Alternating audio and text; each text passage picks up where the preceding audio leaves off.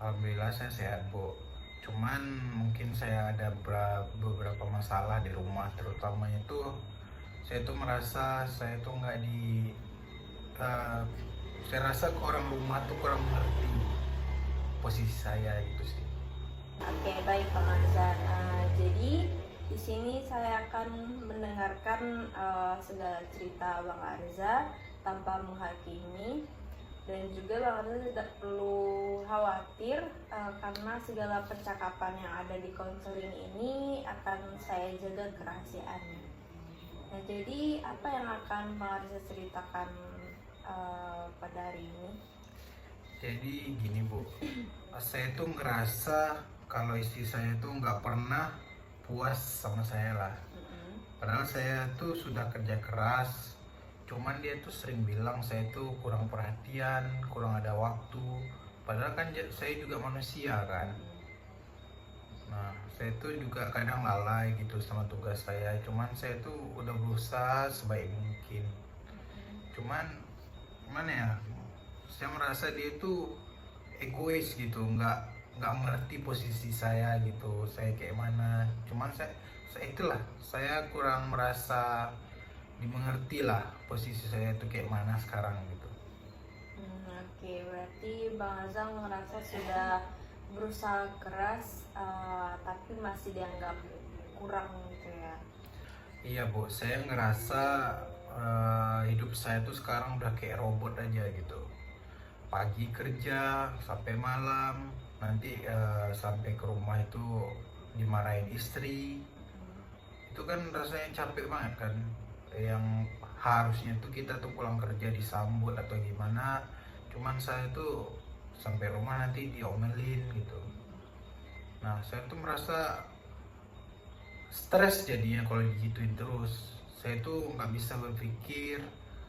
Nah, yang ada tuh gimana ya, saya tuh nggak bisa dapat istirahat dengan tenang, sehingga tuh kadang mempengaruhi gitu performa saya untuk kerja. Mungkin itu aja sih, Bu. Hmm, itu melelahkan juga ya Bang. Nah, kalau saya boleh tahu, eh, selama ini Awang menyimpan perasaan kesal tadi itu sendiri atau ada menceritakan kepada orang lain? Pastinya untuk saat itu saya pendam sendiri sih, Bu. Mungkin inilah saya cerita sama ibu kan. Tapi awalnya tuh saya mikir kalau saya cerita tuh malah kayak dibilang ngeluh gitu, Bu. Kan kadang ada stigma tuh laki-laki nggak boleh ngeluh, nggak boleh cerita kan.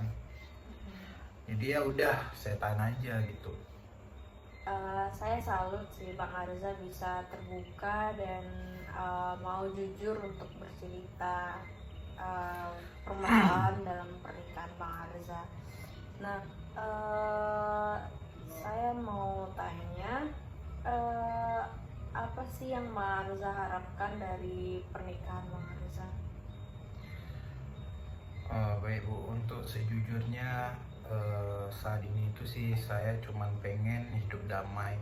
Saya pengen hubungan saya dengan keluarga saya, dengan istri saya, dengan kerabat-kerabat saya lah pokoknya itu eh, baik-baik saja gitu. Saya mau, apalagi saya dengan istri saya itu saya mau tuh kami tuh saling ngerti lagi lah, tahu posisi suami, tahu posisi istri, ngerti istri lagi gimana, ngerti juga suaminya gimana gitu. Eh, saya harap itu sih, kami tuh saling membuang itulah rasa egois dalam diri kami. Mungkin itu sih yang saya harapkan untuk saat ini. Oke Bang Arza, berarti Bang Arza tuh masih punya harapan besar dalam pernikahan ini, dan itu pertanda bahwa Bang Arza itu sebenarnya sayang keluarga. Nah, mungkin kita bisa mulai membantu Bang Arza untuk mengenali diri sendiri dan bagaimana cara berkomunikasi dengan pasangan itu dengan baik. Nah, gimana menurut Bang Arza? Saya setuju, Bu. Saya juga mau bisa ngungkapin perasaan saya. tanpa harus marah-marah, tanpa harus emosi-emosi gitu. Mungkin selama ini tuh saya tuh bingung gitu harus bagaimana. Jadi kebanyakan kalau ada masalah tuh saya tuh lebih banyak diam, tapi kadang ada suatu saat tuh kadang emosi saya tuh nggak tertahan, pasti meledak-ledak gitu. Nah, bagi saya itu sebenarnya nggak sehat ya Bu, apalagi berhubungan saya dan keluarga kan.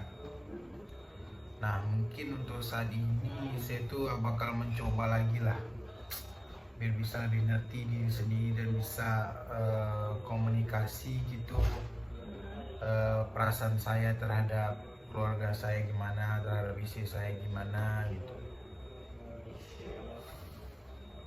Sejujurnya saya juga emang masih sayang lah sama keluarga saya. Saya berharap pernikahan kami pun tetap sehat lah gitu untuk kedepannya, bisa diperbaiki, bisa dipulihin gitu. Mungkin itu aja sih Bu. Oke Bang Arza. Nah, di sesi berikutnya itu kita juga akan belajar bagaimana mengelola emosi diri sendiri, kemudian bagaimana cara berkomunikasi dengan pasangan tanpa harus meledak. Dan juga saya sangat mengapresiasi kejujuran Bang Arza di sesi konseling ini, sudah mau jujur dan sudah mau bercerita. Saya doakan juga semoga kedepannya hubungan Bang Arza dengan istrinya bisa lebih baik dan juga langgeng terus. Dan kalau Bang Arza ada yang ingin ceritakan, boleh hubungi saya untuk datang ke sesi konseling berikutnya. Bagaimana Bang Arza? Sebelumnya juga sih terima kasih lah, saya terima kasih sama Ibu, yang mana tuh pada saat sesi konseling ini saya tuh merasa itulah lebih sedikit lega, karena saya itu kan biasanya juga mendam-mendam gitu. Akhirnya saya tuh memberanikan diri untuk cerita, jadi saya merasa agak berkurang lah beban-beban yang saya pikirkan gitu, yang nggak perlu tuh sebenarnya gitu sih Bu. Mungkin untuk nextnya tuh saya bisa kontak Ibu lagi sih untuk sesi-sesi selanjutnya gitu, gimana yang apa yang harus saya lakuin gitu.